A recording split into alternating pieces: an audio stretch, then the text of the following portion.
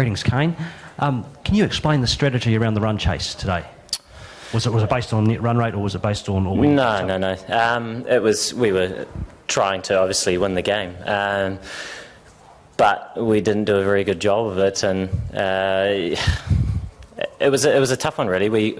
With the ball, we didn't start off great, but naturally Bairstow and Roy are playing really, really nicely, and they put away everything and put us under a lot of pressure. And then I think we saw that at the halfway stage the wicket did change considerably, and we were able to then perhaps pull back what was looking like a much larger total, which was a good effort and a positive for us. But going into that second half, we just needed a couple of big partnerships, certainly from the top order, and it wasn't there. And by no means was it an easy surface to try and gain momentum, but at the same time it was important as a batting unit we were able to try and take the game to a position where you might give yourself a chance to win it, but we weren't able to do that. So moving forward, it is important that we try and learn as a group, individually as well, with some of the experiences we've had in the last week, and hopefully be better for it, hopefully for our next game.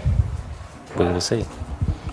Kane, that's 3 games in a row where the batting has been pretty disappointing. What positives, if any, can you take out of the last 3 games in that regard? Yeah, I think the experiences that we've had on some fairly tough surfaces are really important learnings to, take note of and try and be better for having had that experience.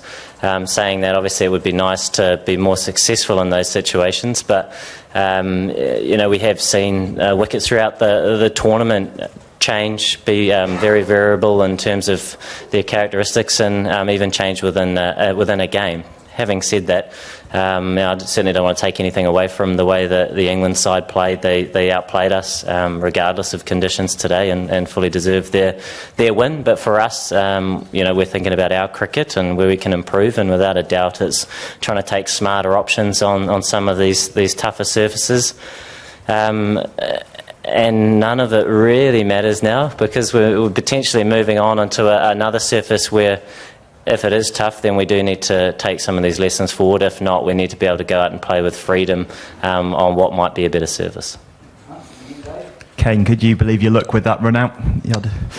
Luck or unluck? Lack of? What do you think of it? Yeah, it's one of those things, isn't it? There was obviously a couple of run-outs and one down the leg side, which certainly isn't the best way to start things off in terms of a tough run chase.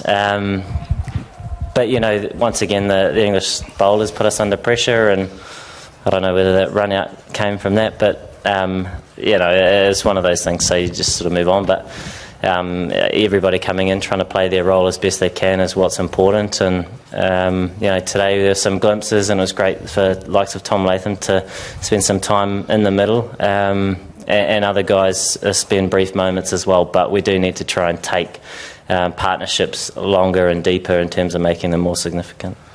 Kane, Johnny Bairstow and Jason Roy have the best strike rates of any openers in ODI history, but also the highest average partnership of any openers that have played, I think, 30 innings by about 15 runs. Is there any opening pair in world cricket that present the challenge that they do?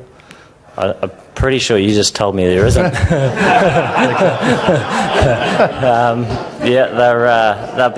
They've been awesome getting their team off to brilliant starts, and their threats go through a long way down their order, and that's one of the strengths of the England side, is the balance and depth that they have in all departments.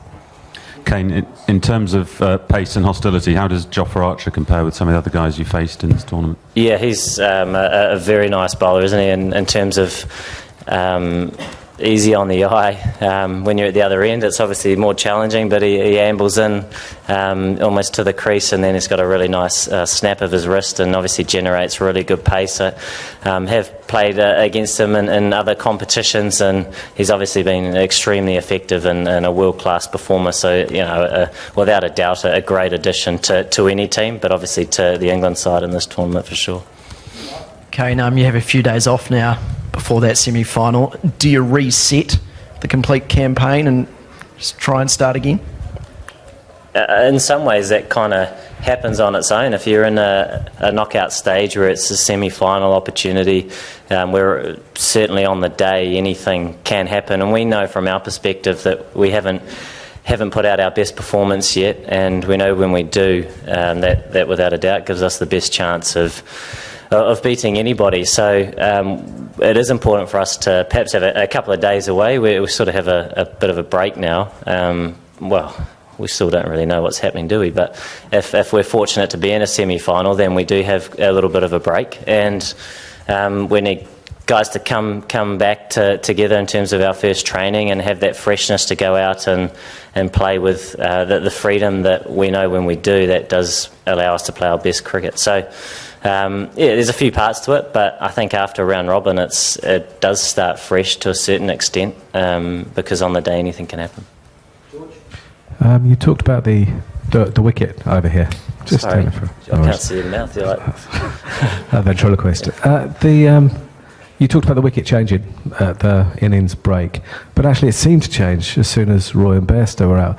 Did they just play out of their skin, or did the wicket change that much that quickly?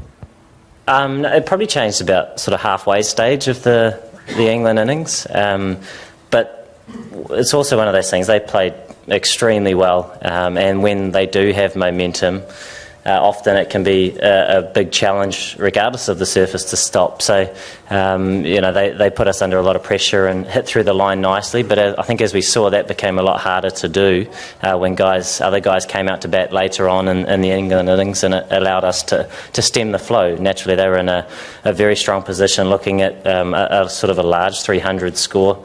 Who knows, but we did pull it back by bowling cutters into the surface, which were much less responsive earlier. So it was one of those things, but they obviously still had a very strong total on the board, knowing the way that the wicket changed. But from our perspective with the bat, regardless of whether you get across the line or not, the importance of trying to build partnerships, adapt to conditions to take the game to a stage to give yourself a chance is what was important and what wasn't there today.